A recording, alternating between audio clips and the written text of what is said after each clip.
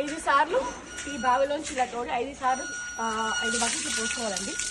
స్నానం చేసిన తర్వాత తడిబట్టలతో కొన్నిట్లో నీళ్ళు పట్టుకుని అభిషేకానికి పట్టుకెళ్ళాలి. స్నానం చేస్తేనే అభిషేకానికి నీళ్ళు తీసుకెళ్ళాలి. స్నానం చేయకుండా దర్శనం చేసుకోవాలంటే చేసుకోవచ్చు ఈ నీళ్ళు జిమ్మేసుకుని. ఇక్కడ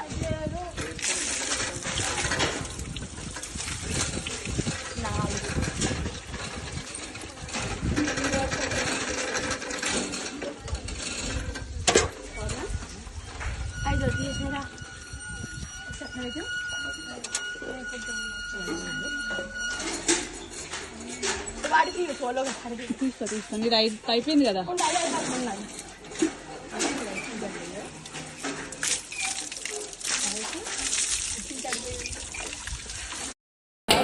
అక్కడ కాలభైరవుని దర్శనం చేసుకున్న తర్వాత చెట్టు కింద చూసారా నాగమ్మ గారు.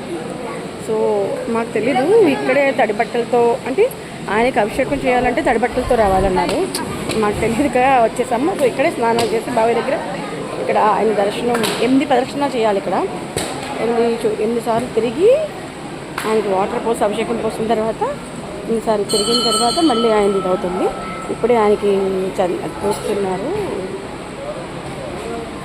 సో నమో కాలభైరవాయ నమః. ఇప్పుడు మళ్ళీ ఆయనకంతా సింధూరం అయిన తర్వాత మళ్ళీ లోపలికి వెళ్ళి ఆరుకుంటుంది. బాగుంది ఇప్పుడు అయితే చక్కగా.